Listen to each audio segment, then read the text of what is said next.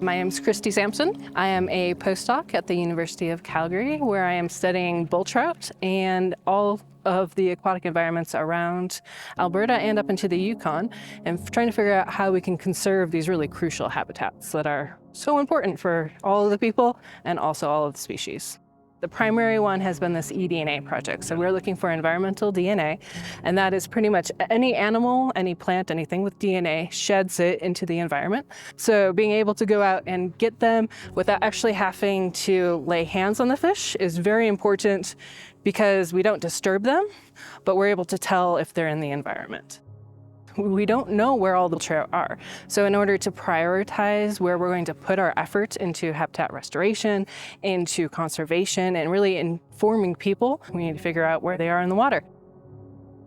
Trout are a very sensitive species. They have what we call the 4 Cs. They need cold, clear water that is in a complex habitat and connected to other water bodies. So by protecting a species such as trout, we're actually protecting a whole bunch of other species within the ecosystem.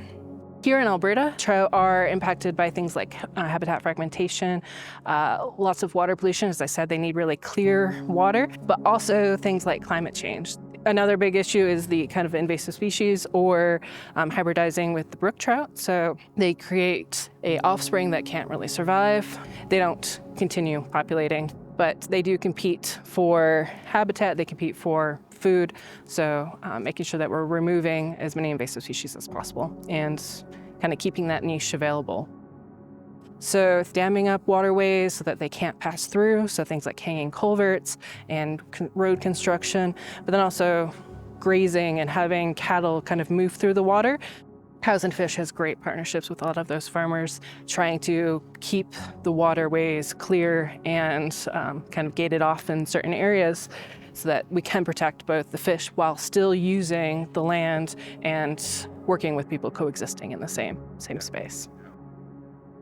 We're reaching a critical point in the fight to save trout, and really a lot of the other aquatic ecosystem and the aquatic species that are here in Alberta, with the ongoing development of Alberta's resources, the human expansion, climate change that is happening in Canada and across the world.